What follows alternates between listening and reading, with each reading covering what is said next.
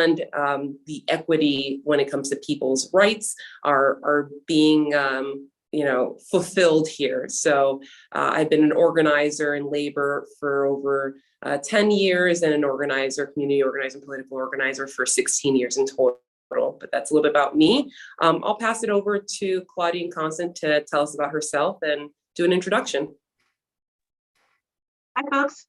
My name is Claudine Constant. I am the Public Policy and Advocacy Director here at the ACLU of Connecticut. I've been in this role as the Advocacy Director for 2 years now, I believe, and I've been with the affiliate overall for close to 4 years, actually in August. I feel very, very humbled and happy to be able to serve in this role and to fight for people's rights along with the rest of my team here on this webinar. So with that, I will pass it over to Anderson.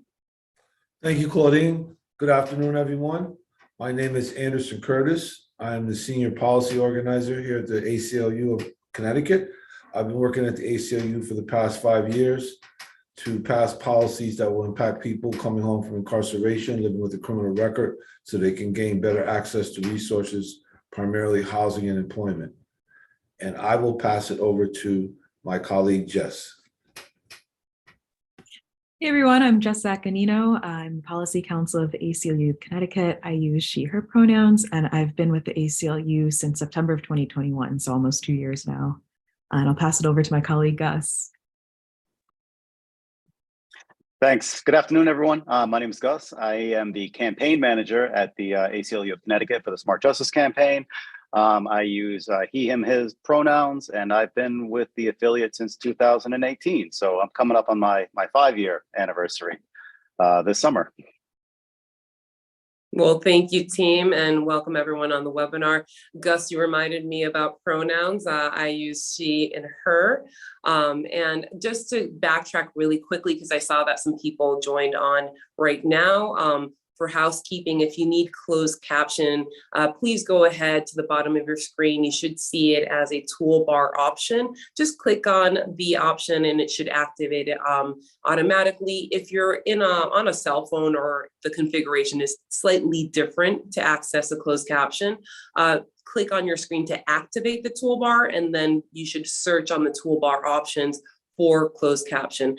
The other detail I wanted to point out, at any given time, we're going to have accessible for the panelists a Q&A. So if anyone has a question for our panelists, please use the Q&A button located again on your toolbar. It should be on the extreme bottom portion or the extreme top, depends on, again, what type of mobile or laptop device you're using. We'll be sharing the contact information at the end of this discussion for our panelists. And that way you can have that conversation and continue it outside of this virtual platform.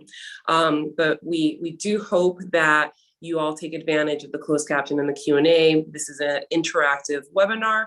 And I do want to take a moment to thank our ASL translator for taking the time out and interpreting this conversation today. That's so important. Thank you so much. So let's kick it off with a brief history of the ACLU and why we're here and why we're also motivated and dedicated to the work. As the ACLU comprises of 3 nonpartisan, nonprofit, different organizations.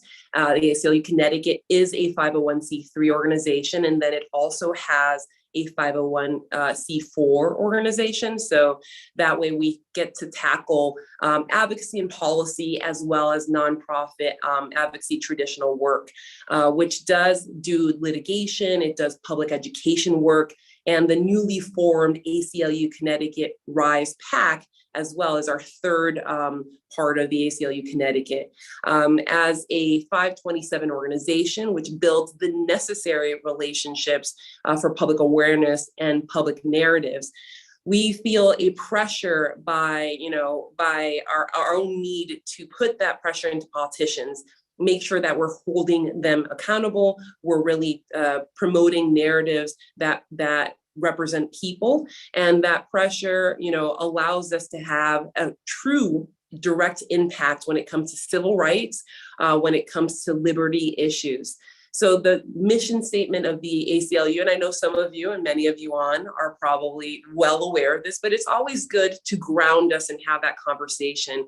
ACLU Connecticut defends, promotes, expands the civil rights and civil liberties of all the people in Connecticut through litigation, community organizing, and legislative advocacy. The civic education and engagement that our team members have allow us to really take that to the forefront. And it's inclusive, nonpartisan, statewide organization within a nationwide American Civil Liberties Union network, empowered by our supporters, our partners, staff, interns, cooperating attorneys, and our board of directors. So we have a very large family here, all working with that mission together. Across the country, we really focus on making sure that voters who are facing the greatest assaults on voting rights. And since the Jim Crow, the US Supreme Court has turned its back on the Federal Voting Rights Act. With that gap in protection in the federal government, it is up to the states like Connecticut to step up and really defend voting rights. So to kick us off with one of our first questions, I want to hear from Jess. Jess, can you tell us more? So while the gutting of the Voting Rights Act of 1965 by the Supreme Court has initiated a rollback of voting rights, as you said, it would be a mistake to think that these problems exist only outside of Connecticut. Actually, from our founding through our recent past, Connecticut has had a troubling history of racial discrimination in voting, which includes the use of explicitly racist constitutional provisions regarding who could and could not vote, English-only literacy tests, discriminatory local redistricting plans, and voter purges that disproportionately targeted voters of color. Our state's difficult history with voting rights is what prompted us to work closely on the early voting movement and to form a political action committee just last year. Through our PAC work, we were able to pass a very strong early voting bill. We spent our summer conducting in-depth research on how to ensure that our early voting system is equitable. Also through our PAC work, our department knocked on doors all across the state to educate voters about the early voting referendum. So the early voting bill that was signed into law includes 14 days of early voting in the general elections, as well as early voting options during the primaries, with polling hours that are inclusive of nights, mornings, and weekends. Larger towns will also have the option to add multiple polling sites, and these are all attributes that we were strongly advocating for since the very beginning. This session, we also championed the Connecticut Voting Rights Act, also known as the CTVRA, which is now the most comprehensive and progressive state voting rights act in the country. The CTVRA is designed to preserve the Federal Voting Rights Act of 1965, which was and is a historic and extremely effective piece of civil rights legislation into Connecticut law. This is as it's under threat at the federal level, while also expanding our State Voting Rights Act beyond the scope of the Federal Voting Rights Act to protect even more people. This bill does a lot of things, but first it creates a pre-clearance program requiring local governments with a record of discrimination to prove that any changes made to certain election policies won't harm voters of color before those changes can actually go into effect. So it really, in a way, is sort of preemptive of really expensive and long litigations that really will also save municipalities a lot of money, which is great. The CTVRA also provides new legal tools to fight discriminatory voting rules in court, expands language assistance programs that are already being offered to only 10 towns under the Federal Voting Rights Act, and it would expand it, almost double it. And also create strong civil law protections against voter intimidation, deception, or obstruction. And then lastly, the CTVRA establishes a public database for elections and demographic information, which would increase elections transparency. And then we also had a third win, the no excuse absentee voting referendum. So in the 2024 election, voters will now be asked whether to amend our constitution to permit no excuse absentee voting. Back in 2020, we at the ACLU sued to make sure that absentee voting was an option for everyone during the height of the COVID pandemic. And then the state did open up absentee voting to all, and we experienced enormous success. Before we began the legislative session, Connecticut was ranked as one of the worst states for voting access. But now, in very large part due to our work at the ACLU of Connecticut, we're enjoying the protections of the most progressive state voting rights act in the country. And hopefully in 2024, voters will support no excuse absentee voting in the absentee voting question as well. Our future is so bright, but much more work needs to be done. We need to remain vigilant on how these new election laws are implemented, and that includes continuing to advocate for adequate funding and resources over the years. It's up to us to keep up the pressure on elected officials to make sure that these landmark laws are bolstered in the future, not rolled back. So with that, thank you very much. Jess, you were very thorough. For a second there, I was going to interject and say, what happened to absentee voting? But you know, you have it, you have it under control. So thank you, Jess.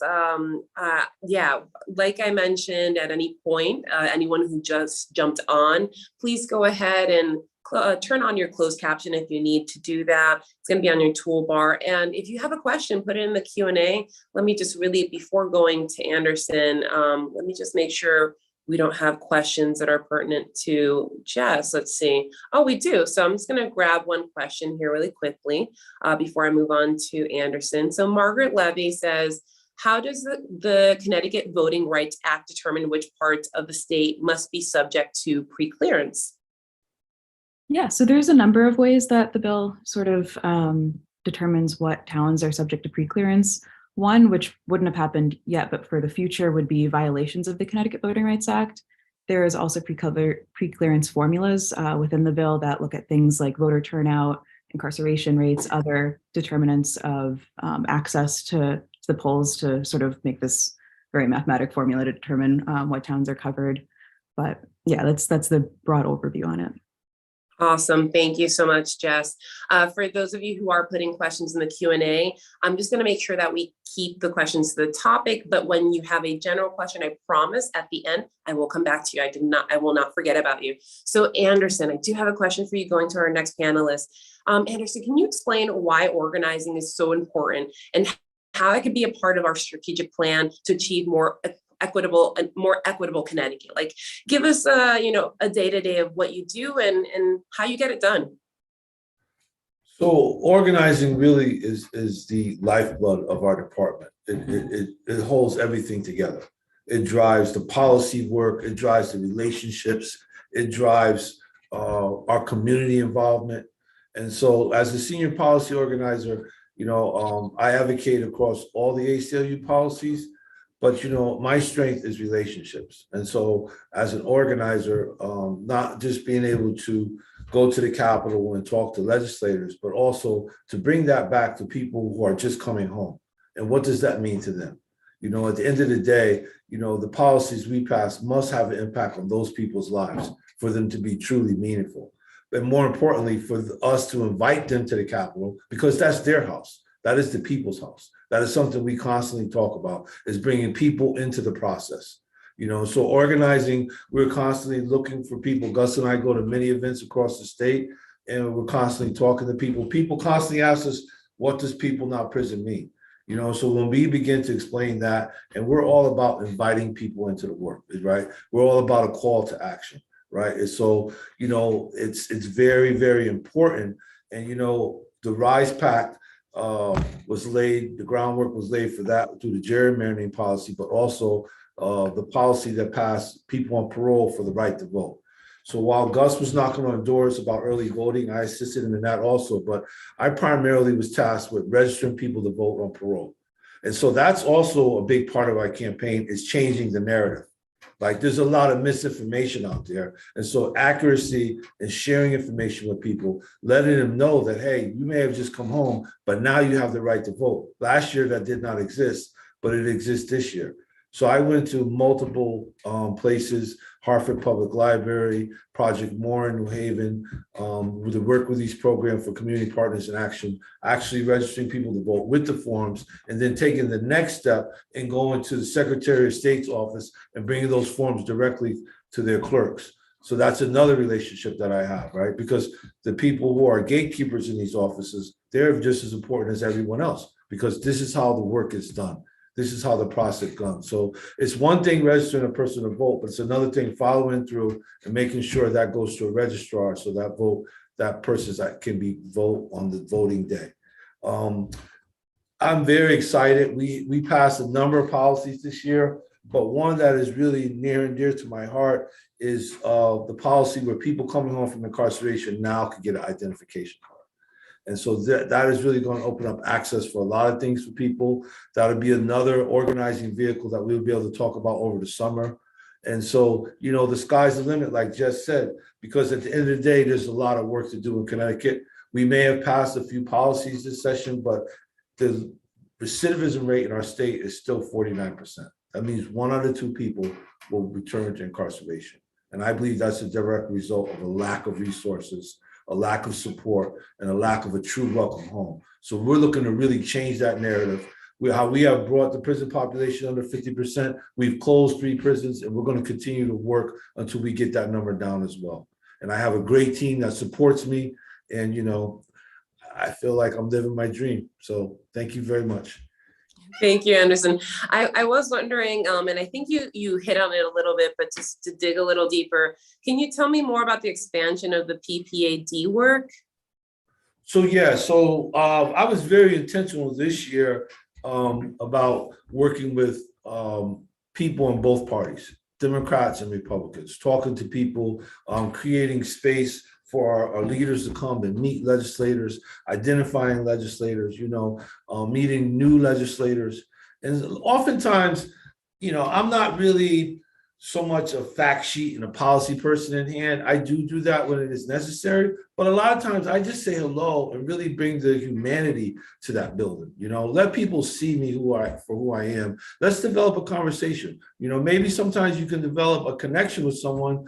Your politics may not align, but your humanity aligns, and that's what's most important, right? For them to see us. And so, at the end of the day, developing those relationships is key to how we pass votes. We get votes to pass policies, right? So the relationships that I have developed, I also help the leaders come talk to people so that they feel comfortable. When you bring someone up and say, hey, this is Representative such and such, why don't you have a few minutes to talk? It makes such a big difference. Right. Awesome. It goes back to what you said, the gatekeepers, right? Making sure that you're holding accountable so those gatekeepers aren't interfering with the people's work, right? Right. And we have a lot of respect in the building because of our tenacity and our consistency being there every day. They will see a blue shirt every day at that Capitol, LOB, wherever it may be. I'm super biased, but I will say when you said respect, because of your tenacity, 100% agree with that. All of the viewers watching this now or later, at any given time during legislative sessions over now, we're in our wrap up, but next year at any given time, you can see multiple people in blue shirts, guided by the ACLU team, Anderson there, Gus, Claudine, working really hard to get that point across. And I 100% agree. People look up to you and respect the work that you're doing. So thank you, Anderson. We're going to move it on to our next panelist here, Gus. Gus, can you tell us more about the legislative wins that Smart Justice had this session? Yeah, absolutely. I'd be happy to do that. And it's hard for me to believe, but this is actually the 5th year that Smart Justice has been at the Capitol, advocating on behalf of the issues we care so much about: ending mass incarceration, eliminating racism in the criminal legal system. And I can't, like Anderson was just saying, I can't say enough about the work that the Smart Justice leaders have been doing, their commitment, their persistence. Even though COVID really limited what we were able to do over the last 3 years, in many ways, this past legislative session was the first since 2019 where we had access to the entire building. And we've been missing that the past few years. But even though we were missing it, we were still at the Capitol, whether it was in the parking lot or only on the first floor of the Capitol, still doing our thing and talking to legislators about the issues that we were supporting.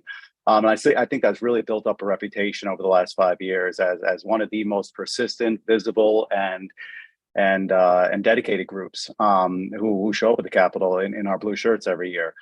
And some of the wins we had this year, I think overall the session was a really positive one in some ways. We made a lot of good progress on some of the bills that we've been working on for a number of years. Chief among them is Senate Bill 1070, which was just signed into law by governor a couple of days ago. And that's an act concerning accountability for prosecutors here in Connecticut. We've been working on that issue since 2019, trying to bring more checks and balances and transparency and accountability to the role that state's attorneys play in our state's criminal legal system. State's attorneys here in Connecticut serve 8-year appointments. That's an incredible long term in power, an influential role that the state's attorneys play. And the bill that we passed, the bill that we supported, that was passed by the legislature this year, requires each of the state's attorneys once a year. Again, they serve 8-year term lengths. Now, once a year, they have to appear before the Criminal Justice Commission, which is the body that appoints them, and discuss data that's being collected in their district and talk about trends that are going on in their districts. And at the same time, and this is really important, allow members of the public to comment during those meetings. So members of the public can talk about whether they're satisfied or dissatisfied with the job that the state's attorney in their judicial district is doing. And again, that's going to happen every year going forward now. So that's a really important step forward for accountability and transparency for state's attorneys here in Connecticut. And then the other big win we had, another bill we've been working on for a few years, is a bill that's going to protect young people who are in the custody of the police. It was Senate Bill 1071, an act concerning deception, manipulative or coercive interrogation tactics by the police. And what that's going to do now is for young people, people under the age of 18 who are in the custody of the police can no longer lie to them. They can't deceive them. They can't make things up during an interrogation. And that's resulted in a lot of false confessions from young people that have ended up in wrongful convictions and even incarceration.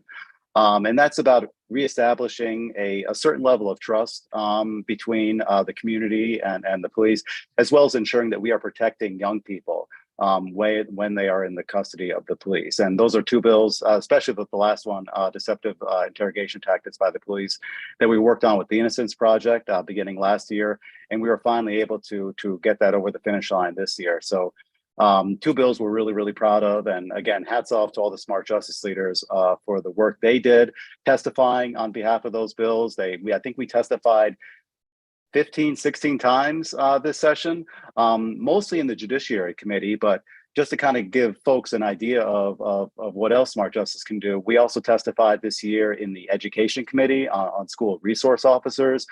Smart Justice testified in the Labor Committee about raising wages for incarcerated people, and also for creating predictable work schedules, which was an issue that got a lot of attention this year. And then the Higher Education Committee, we testified about banning the box for folks who are living with a criminal record and are interested in pursuing their education in colleges and universities. So, we really testified on a lot of different issues, supported a lot of different bills. Not all of them are passed into law this year, but it shows the work that we still have to do next year in 2024. And I think we're looking forward to taking a break right now, but also looking forward to next year too, and all the work that we still have to do. Gus, there's a question here that just came in asking, what are we going to be, let me see, are we going to be told when those hearings are open to the public and when they're going to be happening? Like the public hearings? I believe so. Oh, I'm sorry, the Criminal Justice Commission. It's an attendee, so I if they want to clarify, then they can clarify, but I think that's a correct assumption there. Yeah, it's probably the Criminal Justice Commission. That's what it probably means. I think so. I believe the Criminal Justice Commission has a meeting on June 26th. If you go to the website for the Division of Criminal Justice, you can find the Criminal Justice Commission has all their meetings listed on the website and the location of those meetings. Every time they appoint a state's attorney or a deputy state's attorney in Connecticut, they are mandated to hold those meetings at the Legislative Office Building, make them accessible to the public, and give the members of the public opportunities to testify. So yeah, again, you can find those meetings on the CJC's website. And as long as we're talking about testifying, I'll also make a plug for some of the webinars we put together this year about testifying in public hearings. The Smart Justice leaders and I put those together about building relationships with legislators, and then also during public hearings, what it's like to testify and how to craft your testimony in a really effective way. And you can find those on the ACLU of Connecticut's YouTube page. And they're relatively short videos. They're like 7 or 8 minutes long. So I encourage folks to check those out. The attendee did clarify I was with the commission, so thank you. Awesome, Gus. And Gus just mentioned some awesome resources that the ACLU has. Like he mentioned, the YouTube channel. Please, are any of our participants right now watching this, you can see in live time in the chat that Taylor, one of our team members, is awesome at getting that information into your hands. She's been putting the links and the references that the panel members are referring to one by one. So you can just go back in, scan the chat, and visit those links later when you have more time to find more information. But I'm going to pass it over now to a little bit more information about reproductive rights. You know, it's been like all of these topics are near and dear to us, hot topics in conversation right now. And reproductive rights is one of them. So we want to hear about reproductive rights and other important bills. So Claudine, can you discuss a little bit more about the safe harbor? Absolutely. So unlike in the arena of voting rights, Connecticut is actually a pretty progressive leader when it comes to abortion access and reproductive health access. We definitely have a lot more work to do in terms of accessibility for gender affirming care and all of that kind of stuff. But we have been proud to stand up with our community partners at Planned Parenthood Votes and Pro-Choice Connecticut and other folks in supporting expanding abortion access for residents of Connecticut and people across the country. So HB 6820 passed both chambers and will be signed into law by the governor, which essentially protects abortion providers from any kind of attacks or things that will tear them down or stop them from being able to provide abortion care to people that are seeking any kind of reproductive support, including abortions, in Connecticut and people from outside of Connecticut. So we're seeing all across the country after the overturning of Roe v. Wade last summer that states are starting to limit and restrict or outright ban people's access to abortion care, which is unfortunate because abortion is healthcare and it's a human right, full stop. And so Connecticut continues to be a leader in providing access and protecting both people who are seeking abortion care and people who are providing abortion care to make sure they're able to access their human right without any worry or without any ridicule from other folks. We were also proud to support a huge privacy bill, SB 3, that passed both chambers and was signed into law by the governor this year, which primarily did a lot of things around privacy and protecting kids on the internet, protecting people on the internet, but also protecting people's sensitive health information from abuse and exploitation by crisis pregnancy centers, also known as CPCs, here in Connecticut, to making sure that people, again, when they are seeking whatever they are seeking when it comes to reproductive care, that they aren't being exploited or abused or harmed in any way, and that they're actually having the goals met that they are seeking. SB 3 also, we were able to, we talk a lot about our proactive work in the building, but a lot of what we do also is defensive work in protecting people's rights from being harmed or restricted. We see this coming up a lot, especially since 2020 when the huge police accountability bill passed around the expansion, the expansion of the size, scope, and power of police in Connecticut. What we spotted in SB 3 was a dangerous provision that would have allowed police to unlawfully search through people's phones for 90 days without the owner of the phone knowing to gather information if they receive some kind of tip about what a person is doing and use that information that they have been gathering unbeknownst to the owner of the phone to arrest them. We were able to pull that from the bill, we were able to work with several people to pull that out. But what we have been noticing as we dig deeper into the front end and the back end of the criminal legal system, so the front end being the size, scope, and power of policing, stopping people from entering the system of mass incarceration in the first place, and the back end being what happens to a person after they've exited Connecticut's prisons and jails, much like Anderson and Gus have talked about, right? What we've noticed in this work that we've been doing over the last couple of years is that the impact of mass incarceration, the impact of over-policing is pervasive and enters every single system that we see in Connecticut, right? So Gus touched on a really important piece of what the Smart Justice leaders were able to accomplish this year, which was testifying not only in the Judiciary Committee, which handles a lot of the policing and mass incarceration bills that we work on, but expanding to other committees that touch on higher education, that touch on housing, that touch on labor and employment and different things like that. Mass incarceration is the catch-all of the systemic failures that are happening in our state. So people who are not able to achieve and experience adequate housing, adequate healthcare, jobs that pay them well, that allow them to survive and take care of their families, end up in the clutches of mass incarceration. So it's important for us as an affiliate, as strong community partners with people in the labor movements, with people in the housing movements, with people in the disability rights movement. It's really important for us to start recognizing our role as an affiliate in doing where we can support, where we can expand, and where we can continue to fight for the rights of people, particularly people harmed by the criminal legal system, and that it's not only about what's going on in the Department of Corrections, but also what happens before that and after that.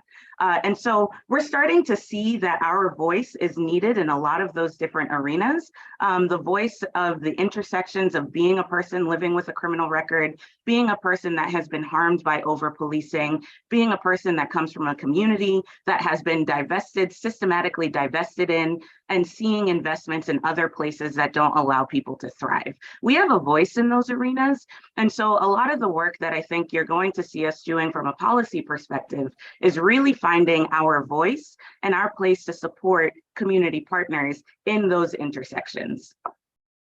That's very powerful, powerful work, powerful words. And, you know, on that wavelength of really embracing the space you're in and the work that you're doing.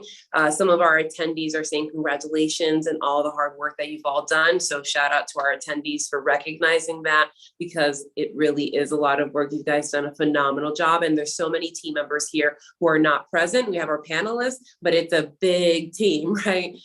So before I get to some questions back to other panelist topics, I do want to transition us into a great question here that we have from an attendee of what's next, you know, like after you catch your breath and all the work that you're doing in Smart Justice, People Not Prisons, you know, we talked about the Safe Harbor and PPAD, all these acronyms and different campaign names, but what's next? What does next year look like for all of you? This is open to any of our panelist members to answer. I'm sure I'll take that. We're in a really privileged position to have been able to clear our plate this year, so to speak, right? So we had an extremely, and we say this humbly, right? Because there are a lot of our community partners that didn't have a successful session, that are still fighting for basic rights, human rights, and fundamental rights for people to thrive, right?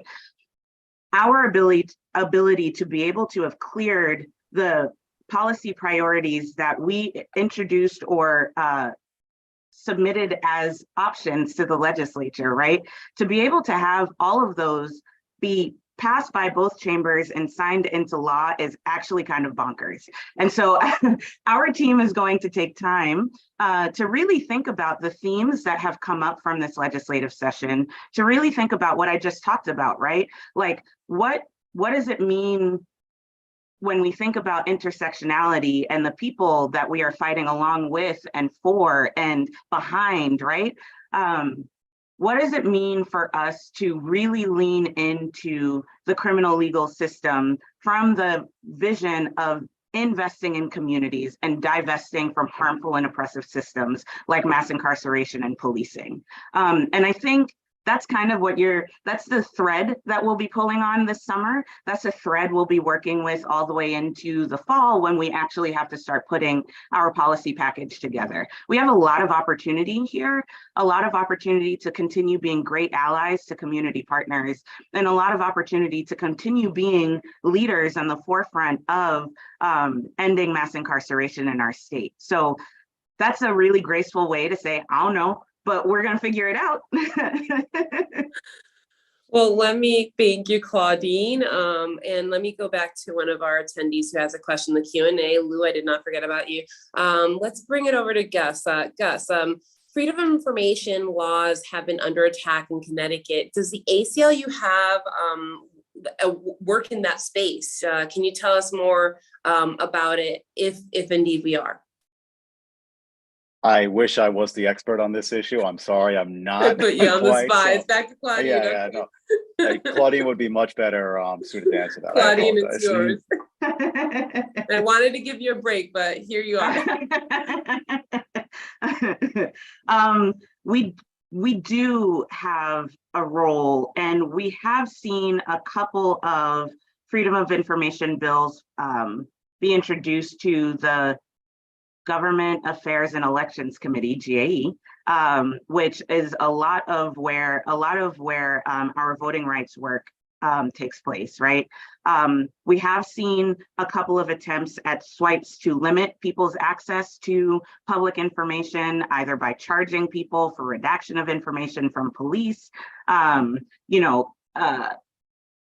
really just, we've seen that happen. Nothing passed that was dangerous like that this year, but we are, again, in thinking about defensive work, we are constantly on alert and paying attention to opportunities that folks want to take to limit people's freedoms to information that is actually public to them. So yes. Awesome. Okay. Very helpful. The next question very specifically has Anderson's name on it, so I'm not getting this one wrong. Anderson, this one's for you. For your efforts to reduce prison population, getting voting rights established for some of those folks and bringing registration to them. Can you let us know more about how, I guess, the everyday person can learn how to reduce prison population and closing state prisons? I guess this is like a combo, more of a comment, but for those who jumped on or still like wants to know, for those who are listening, want to know how to get involved, what would you say to them? First of all, I would say that, everybody plays a role in any mass incarceration. That's one of our values. That's one of our core values. And so while you may not be on the front lines at the Capitol with policy, but, carrying this conversation into your circle, talking to people who you know. Some of the things that we've encountered in this work is like, Connecticut is a state of great disparities. I often say there's two Connecticut's.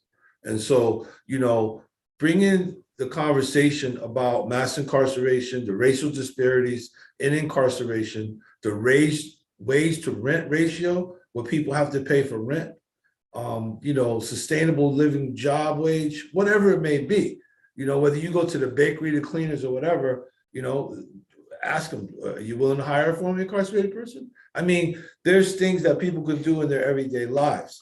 The other thing is that's very, very important. I work a lot with the faith community, and what does a welcoming community look like for people coming home from incarceration, right? What does that look like?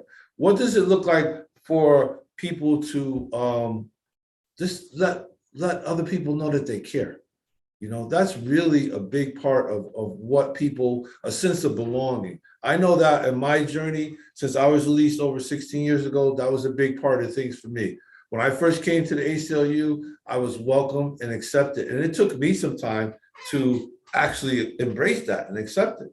So, people coming home from incarceration have dealt with many different types of trauma. And so giving them the space and the grace that they need to heal and also thrive.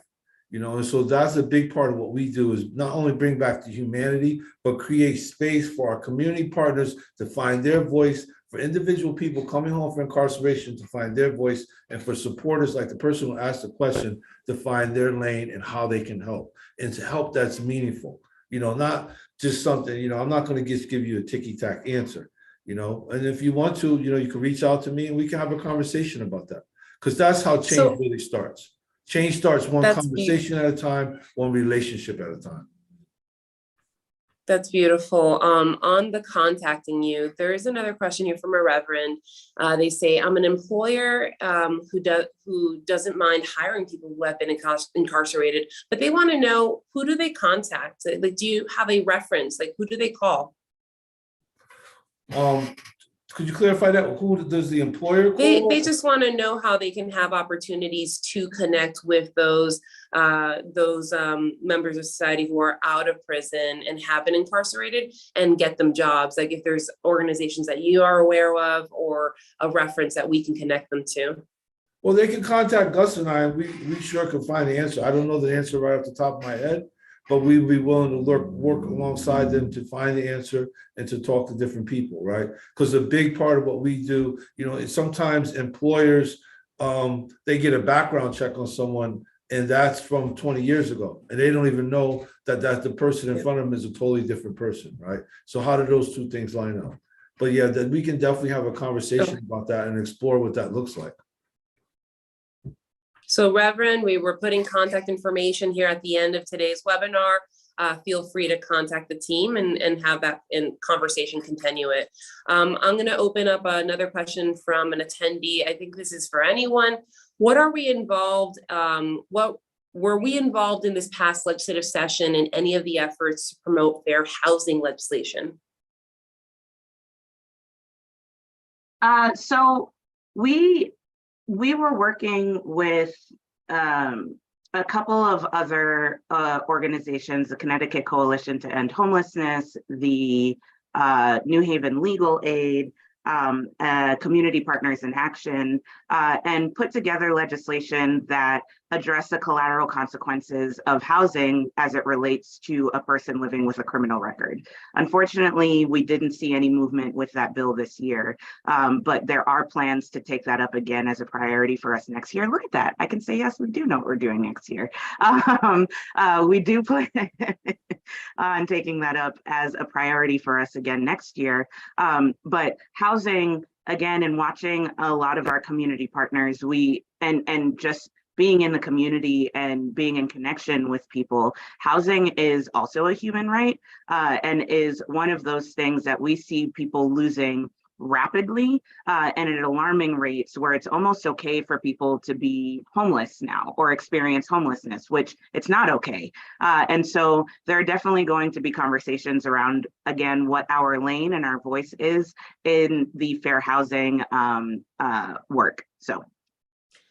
And my last, thank you for that. My last question of the day before we move on, and this is another hot topic, such good topics, the red light cameras that are happening, that are recording now. What are your reactions? And like, do you have any feedback of how maybe the ACLU has an opinion or might get involved? Like, what's on your minds when it comes to the cameras being installed? Spicy. Okay. No questions. These are not easy. You can pass and save it for the next, the next conversation, I guess. I mean, this is a topic that the affiliate has been battling for, I like, not even joking, like a decade, right? And maybe more than that. Red light cameras and police surveillance continues to be almost like an evergreen issue for our affiliate that we are closely monitoring, doing what we can do, again, to limit the size, scope, and power of police in our state.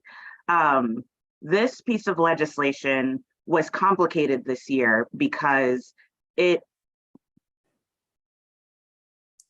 language that was passed by both chambers and signed into law definitely looked a lot better than the language that was initially introduced into the legislature. We will continue to monitor the implementation of red light cameras in this pilot program across the state of Connecticut. But ideally, we would not like to see the expansion of police surveillance across the state, but we are happy that this bill made significant changes and progress in addressing what it means to install cameras across our state. So pedestrian safety continues to be something that we believe is incredibly important. We believe that people deserve an opportunity to move freely about their communities without the worry of dying.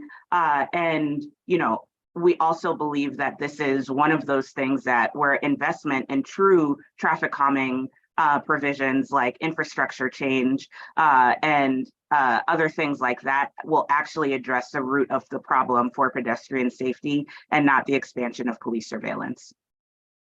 Thank you. So to be continued.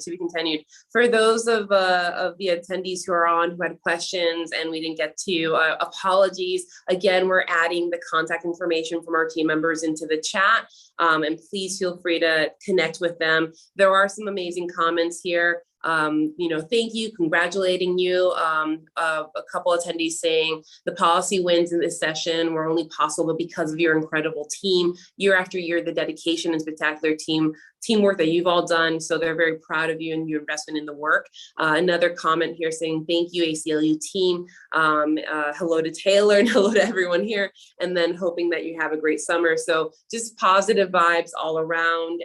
Amazing work. Definitely, you know, you guys have to get credit where credit is due. But before we wrap up and sign off for the day, I think it's really important. I'm going to speak directly to the camera, make some eye connection here, that we are not able to do this work. This teamwork is not possible without any of you. So please, please, please, if you're not yet signed up to be a society supporter, an impact supporter, a monthly donor, a member of the ACLU, then come on, what you waiting for? It's literally a click away.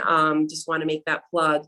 And, you know, how you can help is making sure that you become a Guardian of Liberty monthly supporter, sign up, and then make sure that you're part of the conversation. Share this recording, share our YouTube page. The work is nothing if it's not being shared and discussed with others, right? Like these amazing accomplishments have to make sure that the information gets to the right people, because it is very difficult work and it's multi-year work. So make sure that you stay in touch with us. Let us know how we can connect with you. Visit the ACLU-CT.org and connect with us on social media, Twitter, Instagram, and Facebook, because that's where people are at, right?